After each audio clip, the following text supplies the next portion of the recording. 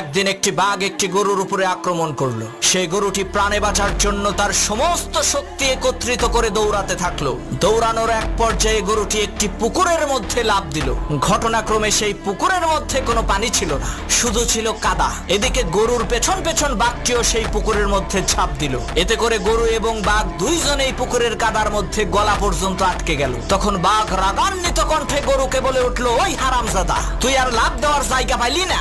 তুই ডাঙ্গায় থাকলে তোকে না হয় একটু মজা করে খাইতাম, কিন্তু এখন তো তুইও মরবি, আমাকেও মারবি। তখন গরু বলল, বাঘ ভাই, তোমার কি কোনো মালিক আছে নাকি? তখন বাঘ বলল, আরে আহাম্মক, আমি হচ্ছি বনের রাজা, আমার মালিক হবে কে? তখন গরু বলল, বাঘ ভাই শোনো, তোমার মালিক না থাকলেও আমার কিন্তু মালিক আছে। সন্ধ্যাবেলায় আমার মালিক আমাকে এখান থেকে উদ্ধার করে নিয়ে যাবে, আর লোকজন জড়ো করে আনন্দ উল্লাস করতে করতে তোমাকে পিটিয়ে মারবে। মনে রাখবা মুসলমান, তোমারও কোনো ভয় নাই, তোমারও একজন মালিক